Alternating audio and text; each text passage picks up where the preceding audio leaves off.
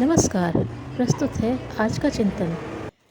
मृत्यु भी जन्म की ही तरह निश्चित है।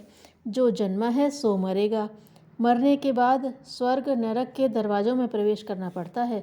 पुनर्जन्म का नई काया धारण करते रहने का सिलसिला चलता रहता है। इन तथ्यों को सभी स्वीकारते हैं कि भले बुरे कर्मों का फल यदि इस जन्म में न भुगता जाए तो वह अगले जन्म में प्रकट और एवं फलित होता है। आश्चर्य इस बात का है कि जीवन के साथ गुथी हुई इस गहरी सच्चाई को लोग गंभीरता से नहीं देखते और उस महायज्ञ की पूर्व तैयारी इस प्रकार नहीं करते जैसी कि उन्हें करनी चाहिए। समझा जाता है कि अन्य लोग ही मरेंगे। हमारे सामने यह भयंकर समस्या कभी भी न आएगी जिसमें शरीर छोड़ना पड़े, संसार से बिछुड़ना पड़े और अनिश्चितता के धरातल पर हवा में तैरते रहना पड़े। उपेक्षाएं सभी बुरी होती हैं, विस्मरण को भारी कमी माना जाता है, पर मृत्यु को भूल जाने का तो ऐसा दुष्परिणाम सामने आता है जिसकी क्षतिपूर्ति आगे चलकर भी कभी पूरी नहीं हो सकती। जीवन एक अनुपम सुयोग है।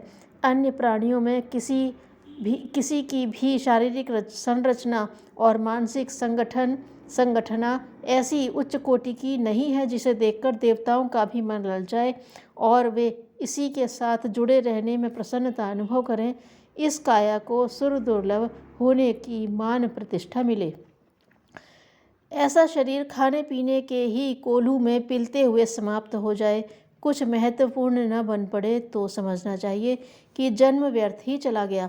पेट और प्रजनन के लिए जीवित रहने वाले प्राणियों में तो मनुष्य की स्थिति सर्वोत्तम है और इस योग्य है कि महान उपलब्धि के अनुरूप अपनी कृतियों को भी ऐसी बना सके जिसे अभिनंदनीय कहा जा सके, जिसे देखकर लोग अनुकरणीय और अभिवंदनीय कहें, उससे प्रेरणा प्राप्त करने का प्रयत्न करें, किंतु ऐसा होता नहीं। मौत की चर्चा करने पर बुरा मनाया जाता है। इस प्रकार के कथन को अशुभ कहा जाता है। किसी के सम्मुख उसके मरण की कामना भर कर देना गाली देने से भी बुरा माना जाता है। रात के सपने में अपनी या अपने किसी प्रियजन की मृत्यु का दृश्य दिख पड़े तो उदासी छा जाती है। किसी अनिष्ट की आशंका से दिल धड़कने लगता है। मृत्यु हर घड़ी सिर पर सवार रहे यह बुरा है, पर यह उससे भी अधिक बुरा है कि उसे एक प्रकार से विस्मृत ही कर दिया जाए। भुला देने पर मनुष्य अहंकारी हो जाता है, उद्दंडता और दुष्टता करने लगता है। कर्मफल की ईश्वर के दरबार में पेश किए जाने की और कर्मों के अनुसार दंड मिलने की यथार्थता इतनी धुंधली हो जाती है कि उसका अस्तित्व ही एक प्रकार से आंखों से ओझल हो जाता है। सुंद, उपसुंद, वृत्रासुर, रावण, हिरण्यकशिपु आदि ने स्वेच्छा मरण का वरदान प्राप्त कर लिया था। इस मान्यता के मन में बसते ही वे दुष्कर्मों पर उतारू हो गए। जब मरना ही नहीं तो फिर डर किस बात का। संसार वालों को डरा या फुसला कर अपने वशवर्ती बना लेने की योग्यता तो अपने में है ही, फिर अनीति अपनाकर मन चाहे लाभ तत्काल प्राप्त कर लेने की अवसरों को हाथ से क्यों जाने दिया जाए। निरंकुश, निर्भय और निश्चिंत व्यक्ति यदि उद्धत स्तर के हैं तो अपनी उद्दंडता को चरम सीमा पर पहुँचाए बिना नहीं रहते नहीं।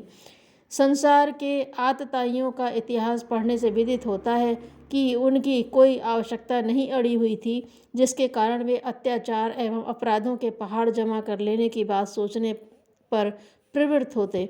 मौत को भुला देने से मनुष्य इस बात को भूल जाता है कि यह जीवन ही सब कुछ नहीं है। उसकी तुलना में कहीं अधिक लंबे समय तक आत्मा को ऐसी स्थिति में पड़ा रहना पड़ता है जहाँ सत्कर्मों के अतिरिक्त और कोई भी सहायक नहीं होता, ईश्वर भी नहीं, क्योंकि वह कर्मों के आधार पर ही किसी का मान या तिरस्कार करता है। मृत्यु को न भूलना इससे कम भयंकर नहीं है। उसके सिर पर एक ऐसा भय समा जाता है जो काल्पनिक नहीं वास्तविक होता है। फिर मौत का कोई ठिकाना नहीं। यह बालक, युवक, प्रौढ़ या वृद्ध का अंतर नहीं करती और न उसके आगमन का कोई निश्चित समय ही मानती है। ऐसी दशा में भावुक या आदर्शवादी किसी भी समय मौत के आगमन की संभावना देखते रहते हैं। ऐसी दशा में उनका जीवन ही नीरस और भारभूत हो जाता है। हर घड़ी व्याकुलता बनी रहती है। स्वजन संबंधी भी बिराने और बिछुड़ने वाले लगते हैं। उत्साहपूर्वक काम करने का भी मन नहीं करता, क्योंकि जब मेले के यात्री जैसी अपनी स्थिति है तो फिर किसी प्रयोजन में व्यर्थ सिर खपाना किस काम आएगा।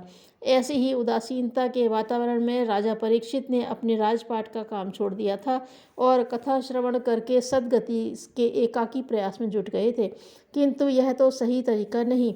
घर पर डाकुओं का आक्रमण होने के समाचार से दिल दहल जाता है।